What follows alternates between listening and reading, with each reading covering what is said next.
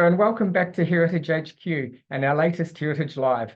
Today's guest is award-winning photographer and author of ReIMAGINE, Change Your Photography by Changing Your Perspective, Ewen Bell.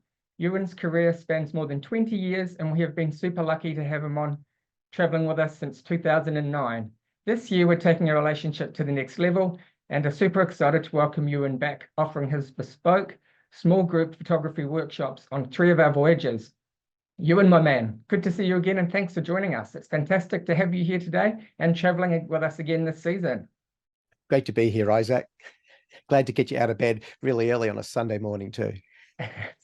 Not too early for me. It's 12 o'clock here in New Zealand. So, how amazing was that footage that we just watched in that reel? Stuff that you captured in Kimberley with us last year.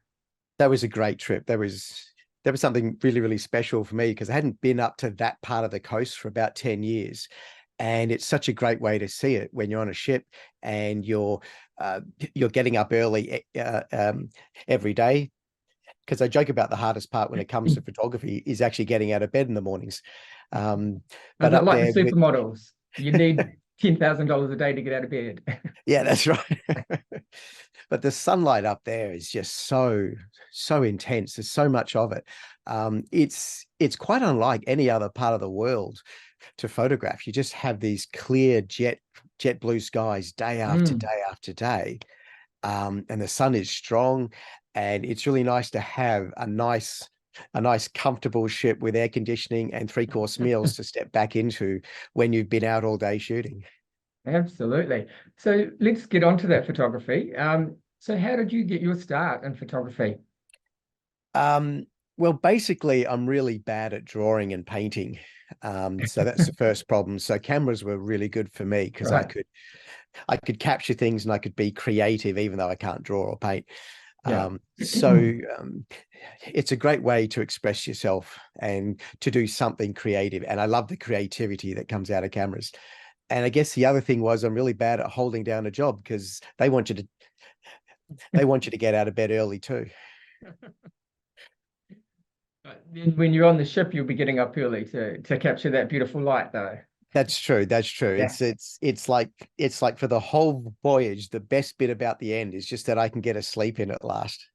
And so what's kept you in the photography field? Obviously, it's a great outlet for your creativity as well.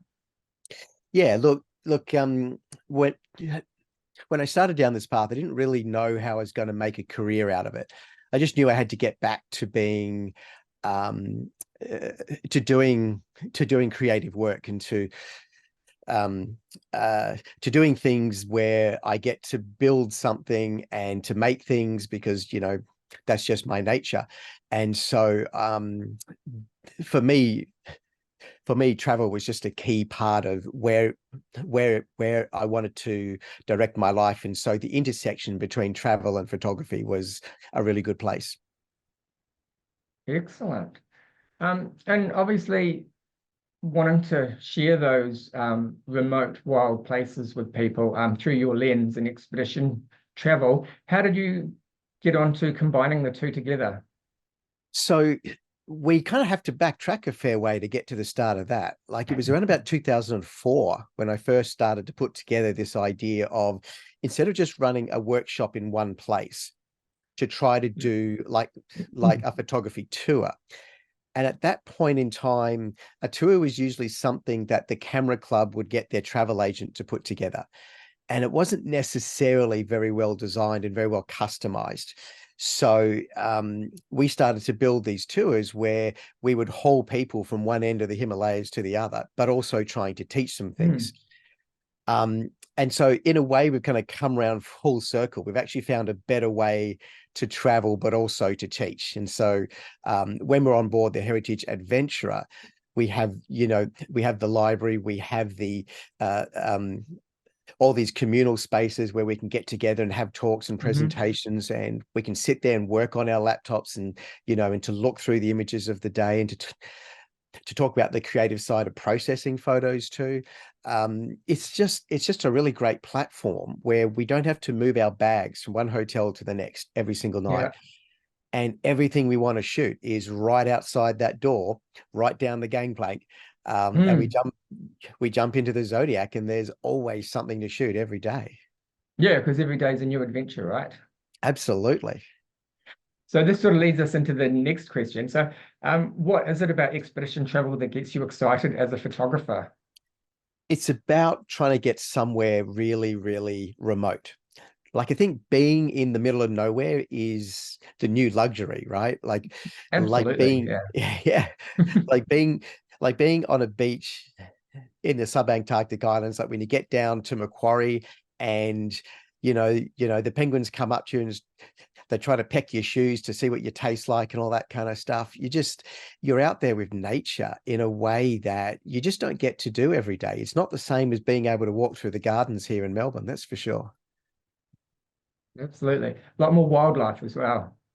The wildlife is great, but also that feeling that you're in the middle of absolutely nowhere. Like when you go down to the subantarctic islands and even Kimberley, it feels the same way, that you're a long way from anywhere. And the only thing between you and certain death is that ship. Less of a certain death, maybe. Well, if I We jump do into go the to water and some, try to swim somewhere, I think that would be a bad idea, right? So absolutely, yeah. we stay in the Zodiac, we stay on the boat. Like, like you feel so small in such a big landscape, and that's a wonderful Mm. feeling.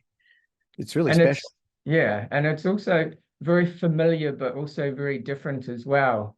The places that we get to go to, like you recognize them as being, our planet, but they seem otherworldly.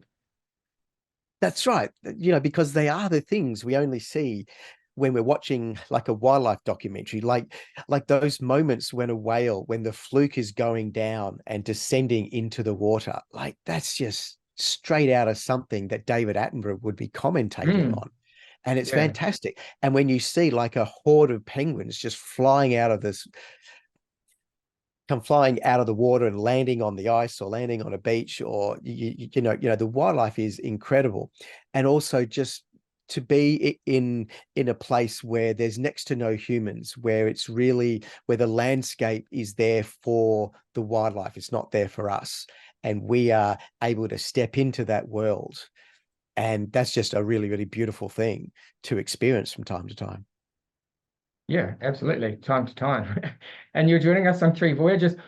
Can you share some of your favorite places for expedition photography? Oh wow, look, there's so many, right? Mm. um like I think back to the trip that we did in Papua New Guinea, and at the time I think you were doing like a West Papua trip, and then the one after that Hmm. goes from East Papua and through to the Solomon Islands. And I know that the itineraries change from year to year, and that the way you run the ship, it changes how you design the tours from time to time.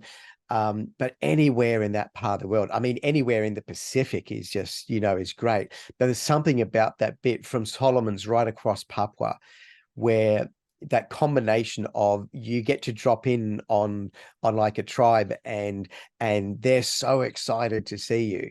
I mean, they're genuinely happy to have guests. Yeah, And you know we use that term sing sing, but that's such a small phrase for such a really big moment, because they might not see other guests coming by for months and months and months. We might be the only people they see all year. yeah, absolutely.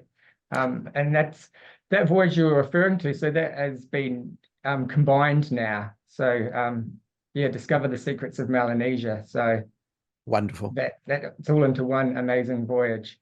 Um, Expedition travel can take you out of your comfort zone and also give you the opportunity to create some amazing photography. How do you prepare for a voyage and the challenges that you might come across?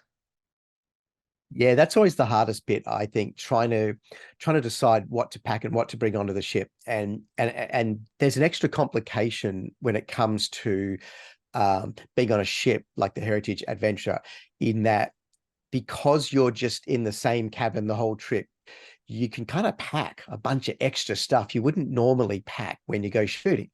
So you tend to overpack a bit and bring gear that maybe you won't use.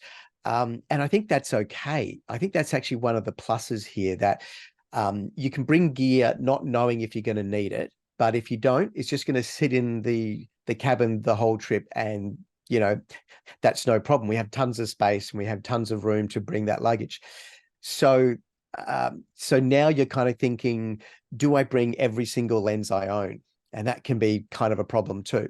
And in my case, I might even bring two different kinds of camera, because I like the smaller cameras when it comes to the wildlife stuff, the telephoto. So the micro four thirds cameras, um, like the Panasonic have a Lumix G9. That's just an amazing camera. It's so small, but you can get really long telephoto in something that that doesn't weigh too much. The contrast is that if you do have a big camera and you need a big lens, and they can get pretty heavy and they can be a little bit awkward when you're out there, trying to catch a bird that's flying past at speed. So the smaller cameras can actually be really good for wildlife. But you don't just want to focus everything on that telephoto perspective. You want to bring in the wide scene as well. And I love having something like there's a 14 to 24 mil that almost every brand will have a version of this. And there's a really good one by Sigma, and it's lovely. And you've just got that flexibility in one lens to go out to 14 mil and get a big scene, because we're in a big landscape. We're always in really big places where there's a lot to take in. And then Japan's totally different to all that again. So with Japan, you use a lot of 35 mil and perhaps even 50 mil. And I love to shoot with primes when I'm doing that. And that you've got people, you've got portraits to shoot, you've got temples to capture, you've got the torii gates, you've got food. You might want to stay on shore one day and have lunch at a soba place, and to also photograph the food, because I love to photograph food as well. So trying to pack for these things, you kind of need to think, well, what am I going to try to shoot everything, or am I just going to carry a few lenses that I know is going to get me something, and not worry too much if I don't get every single shot, because that's a good way to ruin your holiday. Absolutely. And there's also the case for enjoying the moment while you're there. You're there to capture it as well, but more importantly, you want to experience it as well. That's a really, As really good capturing it. point. That's a really good point, because one of the things that we can get caught up with when it comes to photography, we're thinking so much about what we're shooting. And there's a phrase which I like to say, which is to have an experience before the exposure, to actually connect with a place and understand what it is that you want to photograph, and to connect with that place. So, there's a time when we landed on this beach at Swift Bay, and we were going off to shoot some of the rock art there, some amazing rock art in the Kimberley region. It's fantastic. Tens of thousands of years worth of rock art. And so we'd gotten off the Zodiacs, and people are going up in small groups just to go and see some of the rock art. And I decided just to step aside, and I'm just sort of standing there on the beach, and I noticed the shells are moving on the beach. The shells suddenly grow legs and start to crawl about the beach. And it's these little hermit crabs that were on the beach that morning. And so I spent the next hour taking pictures of hermit crabs I did get to the rock art eventually, but the hermit crabs got they caught my eye first. Yeah. Yeah. Well, so when you were out on a voyage and that with us, do you have a golden rule that you live by? Or one that you would share with people joining you? I have a heap of golden rules. I'm not sure they're necessarily relevant to photography, though. Look, I just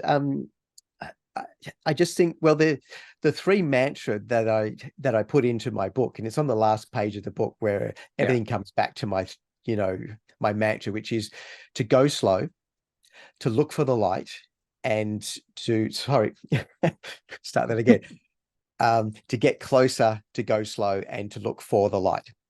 Because the light is what it's all about. Cameras see light. They don't see crabs, and they don't see the rock art, and they don't see the monks that are in temples in Japan. Cameras see light. And so I look for the light first. I always let the light guide me.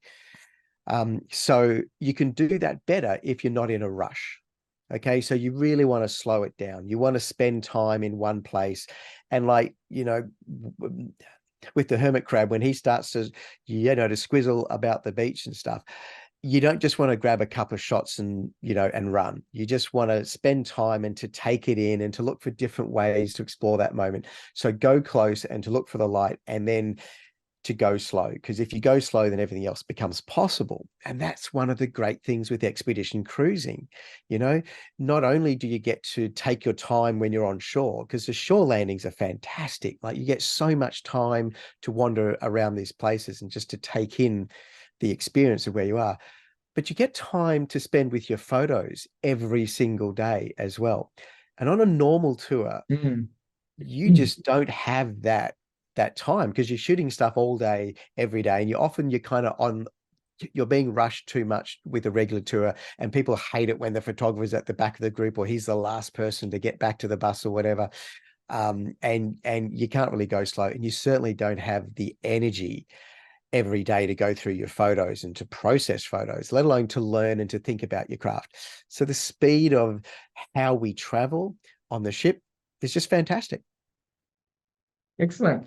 And you were talking earlier about packing and what to take. What would be the 5 essentials that would be in your suitcase? 5 essentials. Now, I know I made some notes about this, which I've completely forgotten, of course. Every trip is different, but certainly the laptop. The laptop is something that people don't think about when traveling. They'll say things like, oh, I'm just going to process my photos when I get home. And I think you miss a really big opportunity to make the most of the opportunity to learn and to see what you've shot that day and to review what you've photographed. So you can have a different plan when you go out the next day. And when I say laptop, I don't mean like an iPad, because an iPad is good, but the storage on it's not great. You can't just download like 2 weeks worth of photos to an iPad, not the way I shoot anyway. Yeah. So the iPads, they're okay, but something like a tiny little MacBook Air is actually fantastic, because the screens are really good. You can plug in hard drives and cables and all that sort of stuff with no drama. And they're just really great way to go through your photos and to review what you're doing, so that when you're trying out techniques, we can talk about how we might do it when we go out the next time and do it differently. So the laptop would be one. Another one would be people get concerned about that their gear is going to get wet when they're on the Zodiacs and all that sort of thing. Excuse me, I've got this cough that won't go away. Had it for months now. Of course. And so rather than sort of trying to work out how to make your regular camera bag 100% waterproof and all that sort of stuff, what I do, I just get a really big tote bag for yachties. They cost about $100. And so it's like a yachty tote bag, and they're big and clunky, and you can put your camera bag into that tote bag. And if it gets hit by waves, coming sideways, like, even if that happens, your gear is going to be fine, So Yeah. you drop your camera bag into the tote bag, and when you get on shore, you take it out again. It's really simple. And, to be fair, like, it's not often that there's any real danger of gear actually getting wet. Like in the Kimberley, the conditions are so calm and so gentle. It's really good. And it's kind of like that when we're doing Japan as well. Because Japan, we do have a couple of Zodiac landings, even though we're going from town to town. So most of the landings, they're on ports. So that's easy enough. But there are some Zodiac landings on that one too. So the laptop, the tote bag, obviously gear. And one of the things I try to make sure that anyone who's coming on the workshop, that they get in touch with me before the trip. Even if you're planning it 2 years out, that's fine. We're happy to talk right now, so that you can think about what you might be taking on that trip in 2 years' time, and to talk about what lenses are good for you, what are going to suit your camera, what cameras that you want. Now, I always carry 2 cameras. I don't ever travel with just one. because I want one camera for wide stuff and one camera for wildlife stuff. So I don't have to change the lenses over all the time because, if something great is about to happen and you can just grab that second camera that's got the right lens on it, that's kind of better than trying to change over the lenses while there's an eagle flying past. So having two cameras is really good, but we like to talk to everyone about what their specific situation is and how they might be able to pack for their trip the best. Yeah, and I guess for their photography requirements as well, because everyone's going to be doing their own thing, so to speak.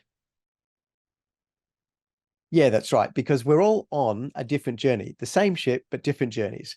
And, that's kind of special, I think, that the great thing about photography is that we can all be in the same spot and shooting absolutely different things. There's that guy who's shooting hermit crabs down one end of the beach and someone else is shooting the artwork on the other.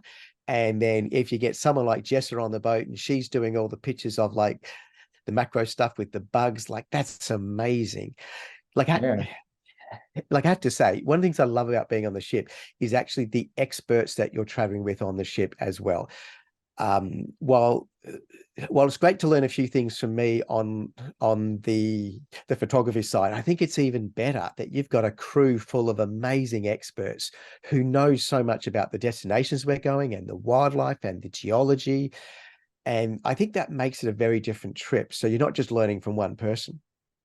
Yeah, it's every day is a school day, right? The guides we have are just, industry leading and just really bring the voyage to life and make you think about different things and put the world into perspective a little bit, I guess. It's a real education while you're on board. Were referring to zodiacs before. So there will be some zodiac cruising. Any advice for people taking photos on a moving vessel? Yeah. So one of the things we do with wildlife in general is that we often are shooting at a slightly higher shutter speed than you might for just walking around town or, for street photography. So we use that higher shutter speed, and that's a good thing when you're on the zodiacs and trying to shoot from a zodiac, because if the boat's got a little bit of move or if someone stands up suddenly, and as soon as something happens, if we see like the rock wallabies on a ledge somewhere and everyone turns around and the boat kind of rocks a bit, having that extra shutter speed just to bump that up higher is really the key, just to make sure that the shots you're getting are going to end up nice and sharp and crystal clear. And of course, the cameras these days, the stabilization in some of these cameras is amazing. Not every camera out there is actually trying to do the stabilization thing, but the majority of them are, and that really takes the heavy load off. And the cameras are great, but I think that the higher shutter speed is one way just to give yourself a little bit of extra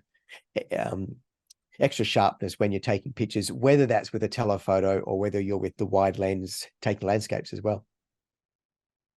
Excellent. You're joining us on 3 voyages this year: Japan's National Parks, Art and Culture, Kimberley Explorer, and down into the subantarctic islands on Galapagos of the Southern Ocean. What was the reason for these 3 voyages? Well, these ones they're places that I know well, so that helps.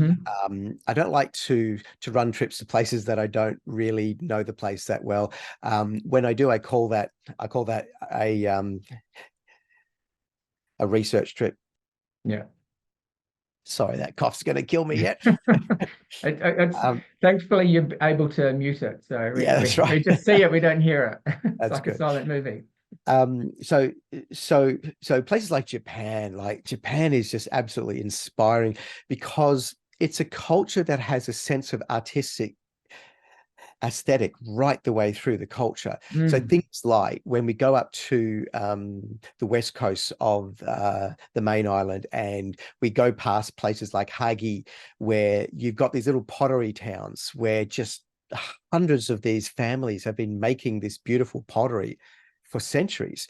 And you go to the museum there and you get to not just to see some craft and all that sort of stuff, but the way they're presenting it, they have an artistic aesthetic. and stepping into that as a photographer is really lovely. So it gives you some cues as to how you can think about your photography, whether we're talking about pottery, whether we're talking about the museum, or just the way they frame a view when you're inside the museum is just, every single aspect of travel in Japan has got something beautiful to pay attention to. So Japan's really easy. I mean, that's a slam dunk. And I love the fact that we don't have to pack up our bags every night and get on a train and try to change at 3 different platforms and hauling a whole bunch of suitcases through trains in Japan is kind of the least fun bit about travel there. There are times when we have to do it, but I don't want to do it every day. It's exhausting. And so just that luxury of coming back to the same cabin and just having all your stuff scattered all through the cabin, and all your gear and somewhere to, to unpack, because the cabin's about 3 times the size of the average hotel room in Japan too. So it's a little bit luxurious to travel Japan with the Yeah, ship. absolutely. 22 square meters. Yeah, that's right. As so then when you go down to the sub-Antarctic, it's just unlike any other place in the world. And I know that generally people will go to Antarctica first and they'll go and see all the ice down there, and and that's great. And I think that the sub-Antarctic islands fill in that story as you're moving south. When you leave Bluff and you're heading south through those smaller islands, and you go to Campbell and you go to Auckland Islands and you finally get to Macquarie, I think you understand what's between the rest of the world and getting down to Antarctica. You're sort of filling in that story. The albatross are amazing on that trip. The albatross are really something, because I know we tend to think of penguins when we think of Antarctica. And the penguins are great, and certainly we see so many penguins. And on the snares, like, I've never seen so many penguins in my life as the snares, and the way they fly out of the water and land on the rocks and all that. It's just amazing stuff. But the albatross, and being able to walk up and to be on the boardwalk that they put on Campbell Islands, and being able to walk up and stand right next to an albatross, they're just amazing birds and amazing creatures. And then also to shoot them as they're flying past the boat as Stand well. by like right next to them by like 3 meters. Well, that's true. Giving you Yeah, wild that's look right. there, 3 meters. Yeah. Yeah. Well, we're usually on the boardwalk, and we're hoping that that there's going to be someone who comes in to land close by and all that sort of stuff. But again, we have time. It's not like we're rushing through and that we have to, we just get a quick peek and have to dash off. It's like we're up there for hours. Yeah, and the and albatross literally are everywhere. They're nesting on the ground.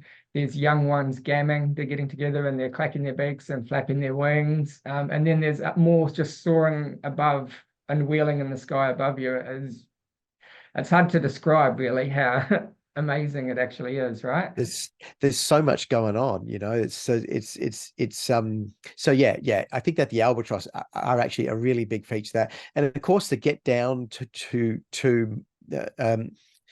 Macquarie Island, and the story of Campbell Island, of how they got the pest out of there, how they got the rodents and off that island to actually eradicate the pest that humans brought. And the same thing has happened down in Macquarie, that they got the cats and the rats off there. Amazing stories of how they're trying to restore the habitat, and the history of these islands, and the history that's taken place from the sealing cultures. So the sealing, when they were collecting the seals for oil and things like that, just to think how far we've come and how much the world has changed, and that they're trying so hard to restore these things, and things like when you wake up and in the mornings, when you wake up on that trip and suddenly there's an island that's just out to sea there, and you've spent the night just at sea and there's no land, and then suddenly there's just this little bunch of rocks and the sun's coming up behind those rocks, and that's a beautiful sight. It really is. Absolutely. And then obviously the Kimberley is, it's one of those ancient landscapes that just, is really, Remarkable. The way that we're talking about a landscape that has essentially been absolutely bleached of every single nutrient and the soil's gone, and all that's left is a bunch of rocks that have just sort of come up out of the ocean, and that the ocean floor has come up and it's up there, and Mm, it's the flora and fauna that survive there. Not much other kinds of life can actually survive there, because it's such a poor soil, and it's so bleached out and washed out over billions of years. And then we're out there in the zodiacs at places like Talbot Bay or Dugong Bay, and you're sailing past like the side of this rock face, and layers of geology, layers of the history of the earth is just being pulled up and thrown sideways. And that's really special. That's really something. On top of the rock art and on top of the yeah. wildlife that is there, you get this geological story coming through in a way that you're not going to get in Japan and in the subantarctics. Yeah, and also some incredible natural wonders there as well with Montgomery Reef, with the tide receding, and then you got horizontal falls as well. The reef is actually, that's just one of the, when I heard that we were going back to that reef, I was really excited, because I have such great memories of being there, and the way that it moves with the tide. Mm. Like, that's just such a remarkable place. Like, I think the tidal shift is something like 7 meters. Is that right?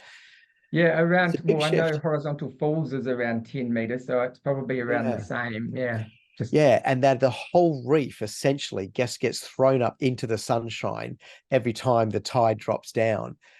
That's amazing. And how that reef works, and all the turtles that end up just in the rivulets that get created by that yeah. the tidal drop, and all the turtles are in there, and it's just a great chance for them to get in, and and to grab their snacks. And then there's the reef heron that walk across the top of the reef, and they're just picking off all of the Fish that have crustaceans that been got stuck. stranded And in that. Yeah, yeah. Yeah. the Oh, feeding and of frenzy. course, Ashmore Reef as well. Like, that was really Mm, special, because I hadn't been there before until I jumped on the boat with you guys last yeah, year. it's actually closer to Indonesia than it is to Australia. So, Yeah. I mean, there's just a lot of bird life out there, and the birds aren't shy of us. So when we're out there in the zodiacs, the birds are coming in right over the top of us. I'm like, my yeah, telephoto's no good here. Like, I can't. Like, the birds are just coming right in. Like, I had to put on the 24 mm lens, yeah, and just to get the video of them coming over the top of us, which I think you've seen in the pre-roll there too. yeah, absolutely. Um, So while you'll be sharing your expertise with all guests, the 8 lucky people that join you specifically on your workshops are going to enjoy some next level presentations, both on and off the ship. And tutorage, what can they expect? Yeah, so we have a program designed that is there essentially to front load as much ideas and information at the start of the trip as possible, so that people can decide what it is they want to pick out from that program for the rest of the journey. So everyone's on a different trip, right? And they're starting from different places, and they want to learn different things. So at the start, we kind of go broad, and we talk about a whole range of different ideas when it comes to photography. And then as the trip progresses, we have time to dig deeper into those. So we don't Yeah. do as many general presentations. Instead, we try to spend a bit more time one-on-one. We spend time reviewing what you've shot, because that's really important, to go through what you've shot and come up with a plan for what you can do different the next day. Yeah. And it's also a chance to learn about how you process your photos, because that's often something, especially if you're starting out, you don't know if you actually want to make the effort to process them anyway. And with Mhm. just a couple of tips, it can actually be a lot less effort to shoot RAW than to shoot with JPEG, which often surprises people. But with the right software, the RAW files are really great, and you have this creative potential. And I'm trying to get people to step into that creative space, because it's not so much about, can I get a shot of a bird, or or of the penguins or the sea lions. Like, anyone can get a shot. It's about it's about stepping into your creative path and how do you want to use the camera to do something that's really special for you, because it's your journey. Absolutely. Well, that sounds incredible and like a great opportunity to travel with someone such as yourself. I have had the pleasure to have traveled with you. You mentioned earlier the Melanesia voyage we did together.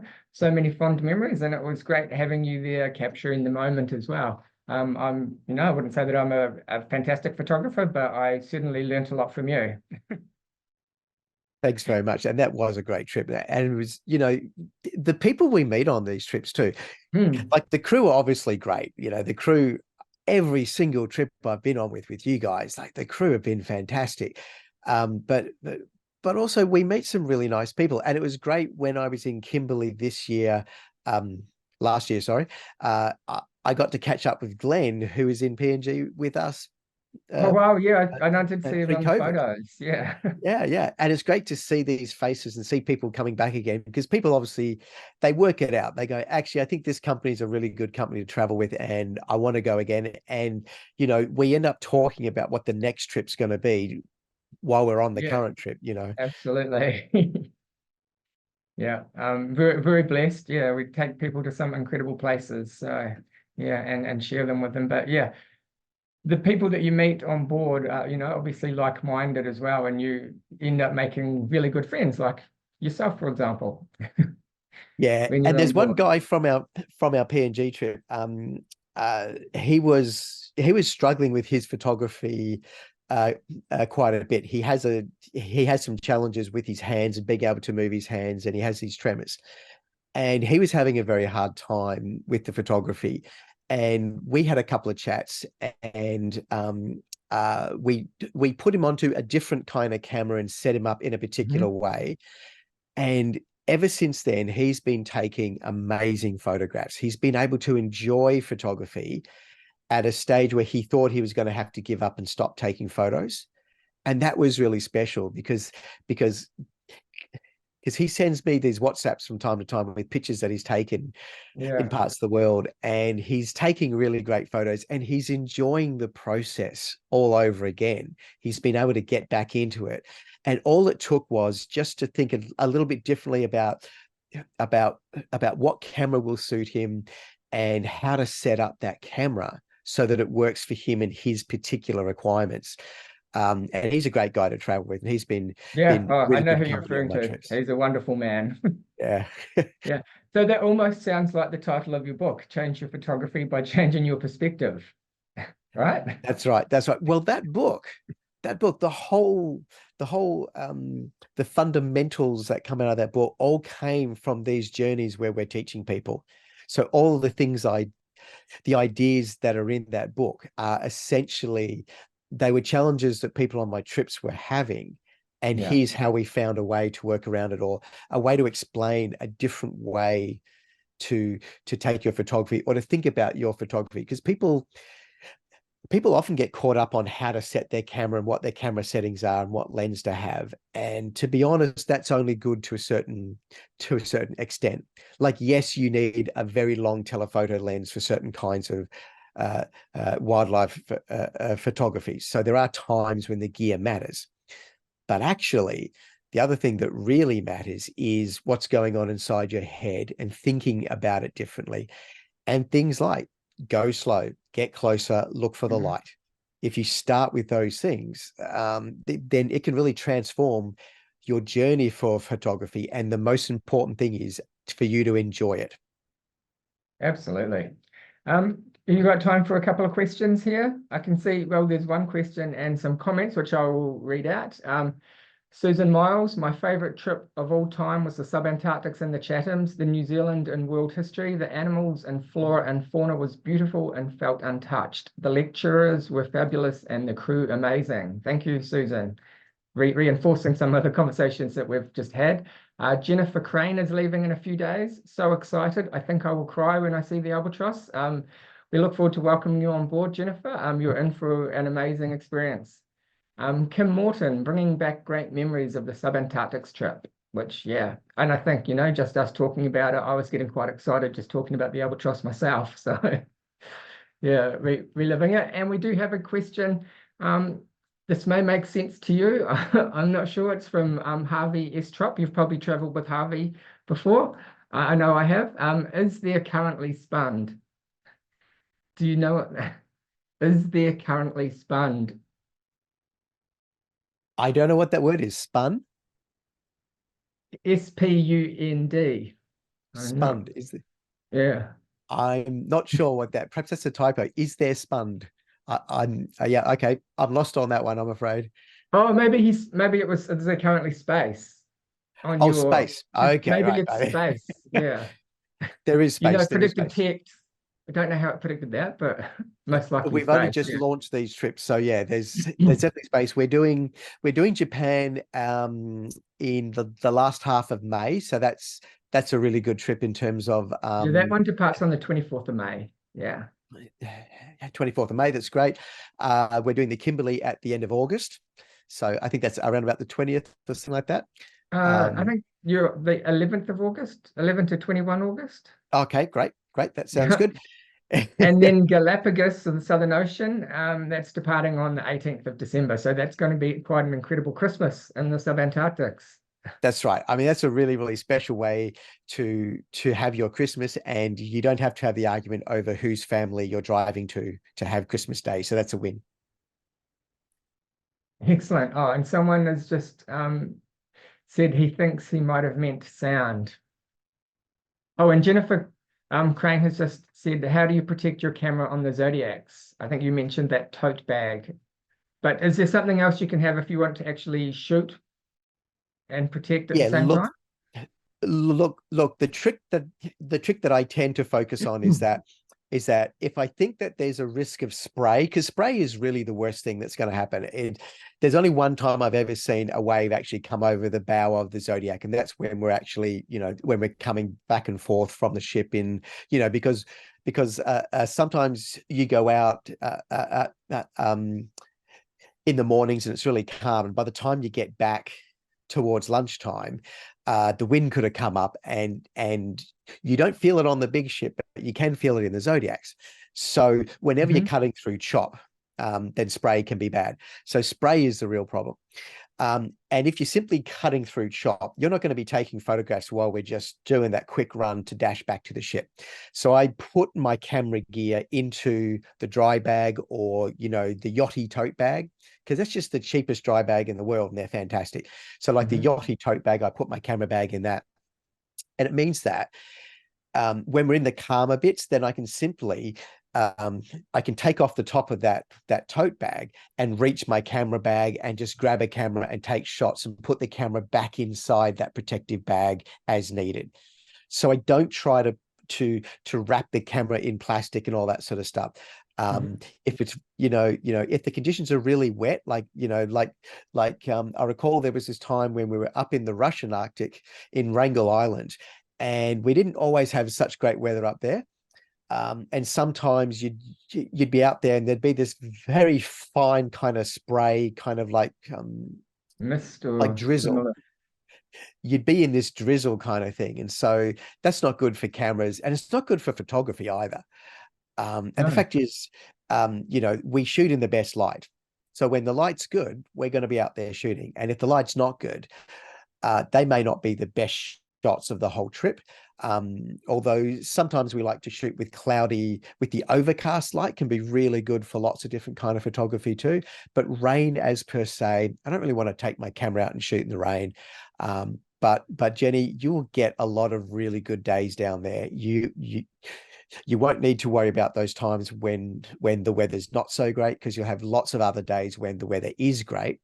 And just put your bag inside like a waterproof tote, like a yachty bag. It'll be so much easier. You won't have to worry about where to put your camera when suddenly it's time to zip off and head back to the boat. Excellent. Some great advice there. Well, thank you so much for your time, Ewan. It's always a blast catching up with you. And this is actually work. That doesn't feel like it, but it is.